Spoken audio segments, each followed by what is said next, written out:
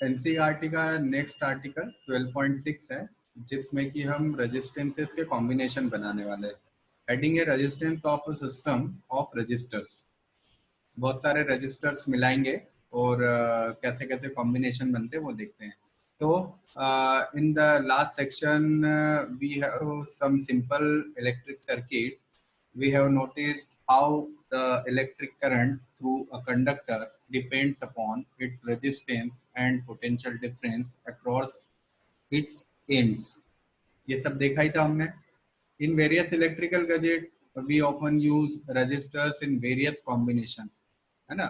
ये भी हमने डिस्कस किया था कि अगर आपका टीवी है, एसी है, रेफ्रिजरेटर है, तो सभी में रेजिस्टेंसेस अलग अलग होंगे, सभी का रेजिस्टेंस अलग होता है, इसीलिए उन सभी को करंट अलग मिलता है. ठीक है. तो रेजिस्टेंस अलग कैसे बनाते होंगे, तो अलग अलग रेजिस्टेंस बनाने के लिए कुछ कॉम्बिनेशंस यूज किए जा सकते हैं. अलग अलग रेजिस्टेंस बनाना मतलब वैल्यू को 100 ओम चाहिए तो हम 2 रेजिस्टेंस ऑफ 50 ओम्स भी तो यूज कर सकते हैं, है ना. तो अगर उन्हें 250 ओम के रेजिस्टेंस से 100 ओम बनाना है तो कैसे कनेक्ट करेंगे, या 250 ओम के रेजिस्टेंस से 25 ओम बनाना है तो क्या ये पॉसिबल है, अगर पॉसिबल है तो कैसे कनेक्ट करेंगे. तो यही सब हमको मिलने वाला है यहाँ पर कॉम्बिनेशंस में. ठीक है. And we now therefore intend to see how Ohm's law can be applied to the combinations. ये भी देखना है कि उसमें Ohm's law अप्लाई हो रहा है, कैसे हो रहा है. There are two methods of joining the resistors together. Shows an electric circuit. Figure 12.6 shows an electrical circuit in which three resistors of R1, R2 and R3 respectively are joined end to end. Here the resistors are said to be connected in series. देखिए series connection हम कब कहते हैं, ये समझ लीजिए बहुत अच्छे से. सभी को ये कंफ्यूजन रहता है कि सीरीज कॉम्बिनेशन कैसा होता है. तो मैं यहाँ आपको सीरीज कॉम्बिनेशन एक बार बता देता हूँ कि सीरीज कब होगा और पैरेलल कब होगा. सीरीज कॉम्बिनेशन, रेजिस्टेंस कैसा होता है आप लोगों ने देखा ही है, हमने डिस्कस किया था. रेजिस्टेंस का सिंबल कुछ इस तरह से होता है ना. ये हमारा, ये जो दोनों एंड्स हैं, इन दोनों एंड्स को हम कह सकते हैं रेजिस्टेंस के टर्मिनल. ये टर्मिनल हो गया ए और ये टर्मिनल हो गया बी. ठीक है. तो सीरीज कॉम्बिनेशन कब होगा, जब हम देखेंगे कि एक के बाद एक रेजिस्टेंस लगे. जैसे अगला रेजिस्टेंस है हमारा ये, इसका ए और इसका बी. फिर नेक्स्ट रेजिस्टेंस है सपोज हमारा ये थर्ड रेजिस्टेंस, इसका भी ये ए टर्मिनल, ये बी टर्मिनल. रेजिस्टेंस की वैल्यू मान लेते हैं R1 है, इस रेजिस्टेंस की वैल्यू R2 है, इस रेजिस्टेंस की वैल्यू R3 है. तो सीरीज कॉम्बिनेशन कब होंगे, जब एक के बाद एक रेजिस्टेंस जोड़ दिए जाएंगे. एक के बाद एक रेजिस्टेंस का क्या मतलब है कि ये जो बी वाला एंड है ये ए के साथ कनेक्ट कर दिया, फिर ये बी वाला एंड ए के साथ कनेक्ट कर दिया, ऐसे. तो ऐसे कनेक्शन होते हैं series connection. One by one एक के बाद एक रेजिस्टेंस कनेक्ट कर दी जाए. लेकिन कैसे कनेक्ट कर रहे हैं देख रहे हैं आप, बी से ए को, फिर अगले बी के नेक्स्ट वाले ए टर्मिनल को कनेक्ट कर दिया, तो ये कनेक्शन हो जाता है सीरीज कनेक्शन. सीरीज कनेक्शन को हम ऐसे इस तरह से सीधा सीधा बना देते हैं. ऐसे कनेक्शन अगर आपको कहीं मिले तो आप समझ लीजिए कि ये सीरीज कनेक्शन हो गया. और आखिरी में हमारे पास केवल दो टर्मिनल बच जाते हैं, एक ये वाला ए और एक ये वाला बी, क्योंकि ये तो ज्वाइंट हो चुके हैं और ये भी ज्वाइंट हो चुके हैं. तो हमारे पास एक ए बच जाता है और एक बी बच जाता है. ठीक है. और ये हमारा R1, ये हमारा R2 और ये R3. ये होता है सीरीज कॉम्बिनेशन. ठीक है.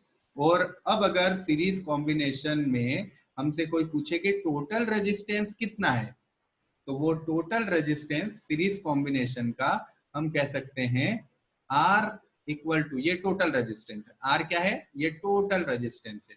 R is equal to R1 plus R2 plus R3. But हम इसको, ऐसा नहीं है कि ये हमने कहीं से अपने मन से फॉर्मूला बना लिया. ये फॉर्मूला एक डेरिवेशन से निकलेगा और वो डेरिवेशन हम करेंगे आगे जाकर. ठीक है. तो सीरीज कॉम्बिनेशन कैसा होता है ये आपको समझ में आ गया.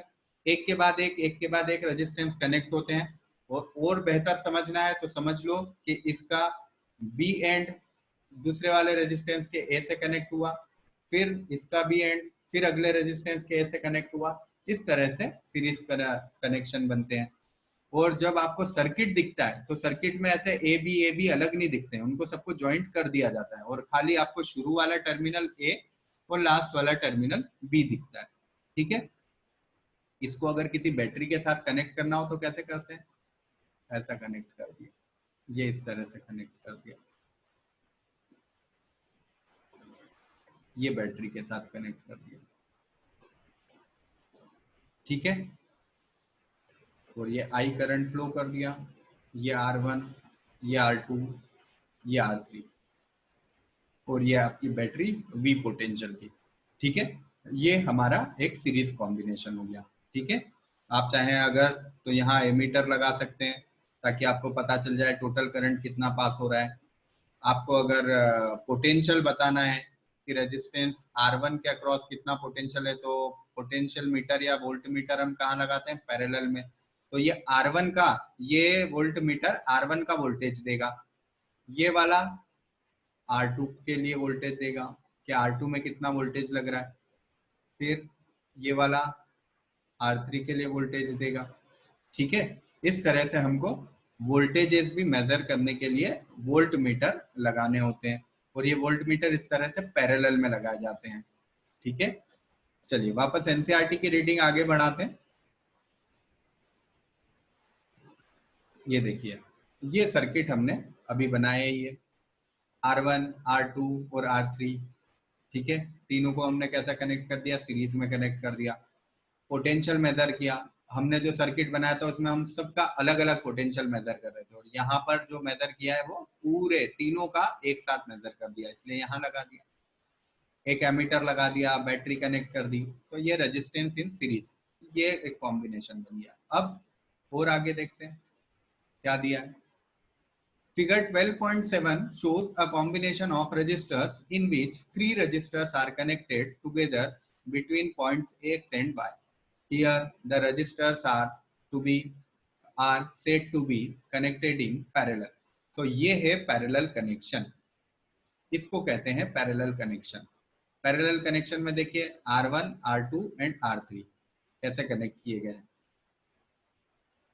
देख रहे हैं आप, R1, R2 एंड R3।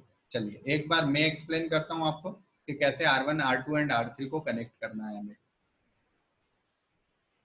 फिर वही हमारा एक रेजिस्टेंस हो गया जिसके टर्मिनल हुए A एंड B।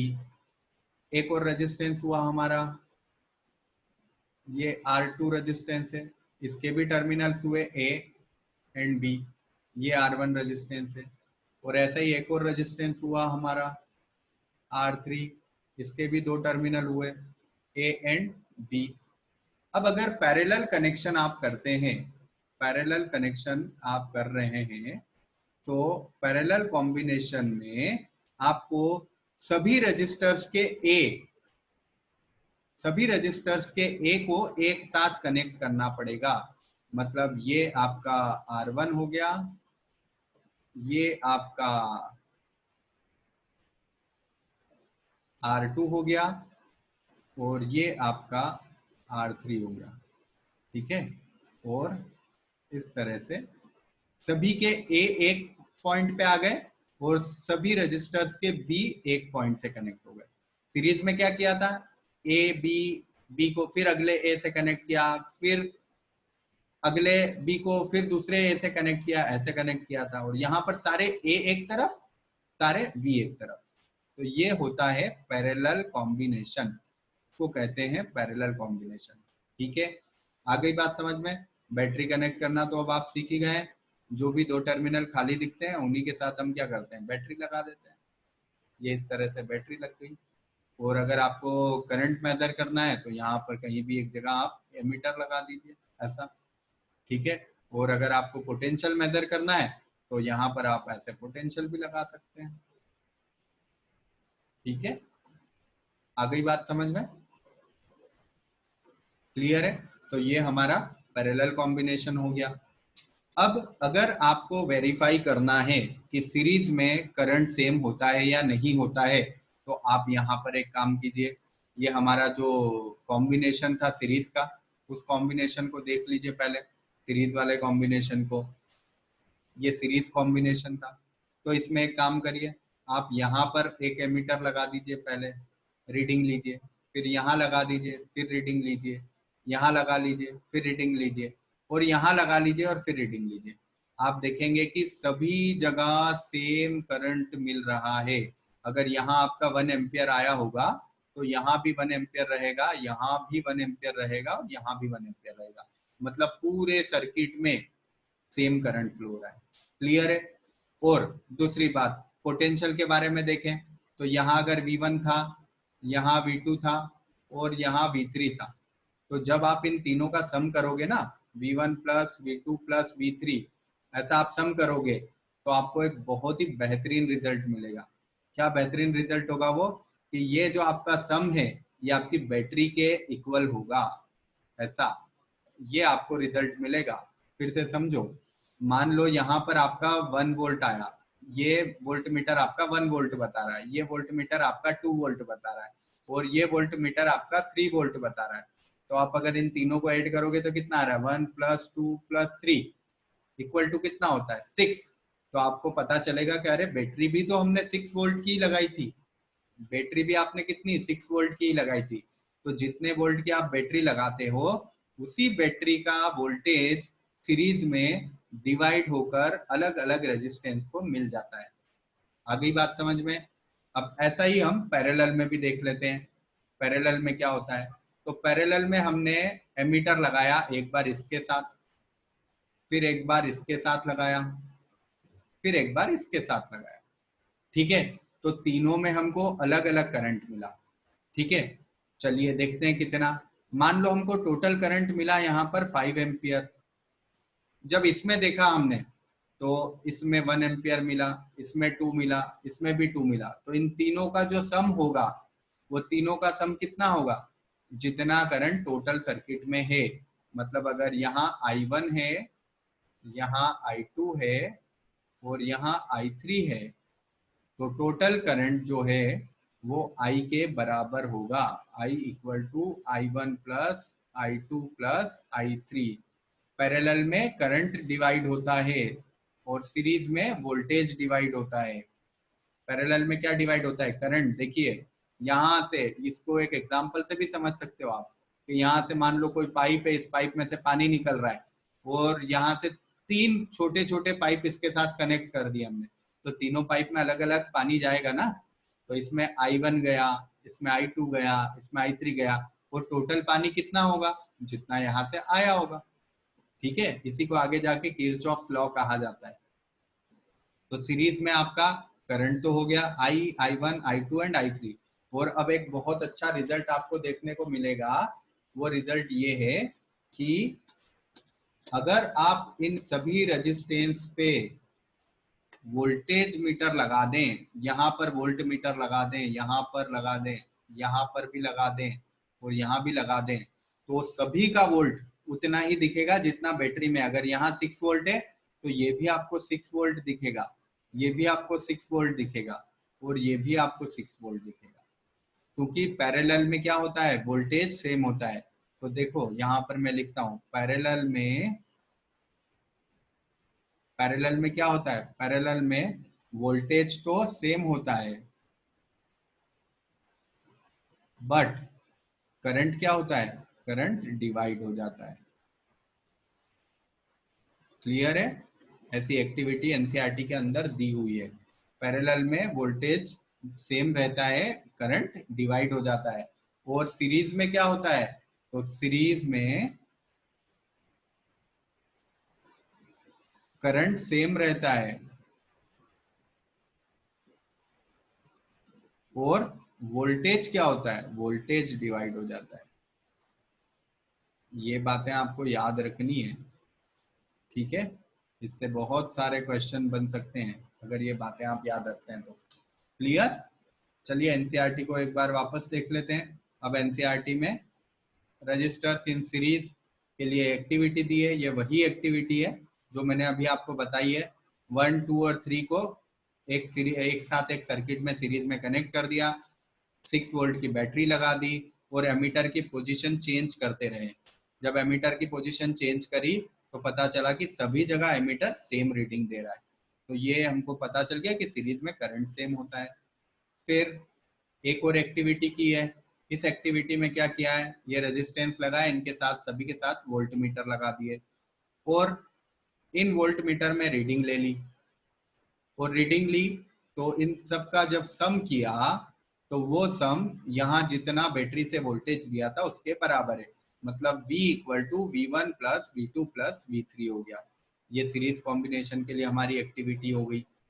ठीक है, इसी तरह से पैरेलल कॉम्बिनेशन के लिए भी हमको एक्टिविटी देखनी है, तो पैरेलल कॉम्बिनेशन की एक्टिविटी देखते हैं।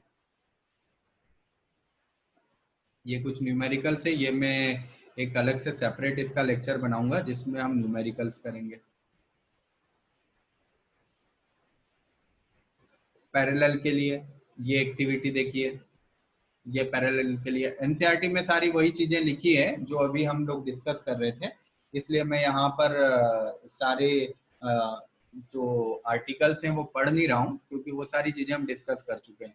तो ये वापस हमारे रेजिस्टेंसेस जिनको हमने पैरेलल में कनेक्ट कर दिया, फिर वही एक्टिविटी करेंगे, एमीटर यहाँ पर लगाएंगे, यहाँ पर लगाएंगे, यहाँ पर लगाएंगे और सभी में रीडिंग देखेंगे, अलग अलग रीडिंग आ रही है।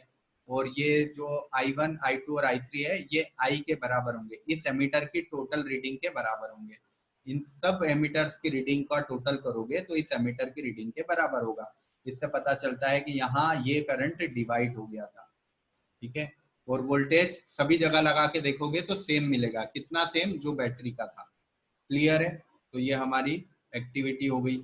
अब सीरीज और पैरेलल कॉम्बिनेशन के कुछ डेरिवेशंस हैं, उन डेरिवेशंस, दो डेरिवेशन है, एक में सीरीज के लिए रेजिस्टेंस का आपको एक्सप्रेशन मिलेगा और एक में आपको मिलेगा पैरेलल का एक्सप्रेशन।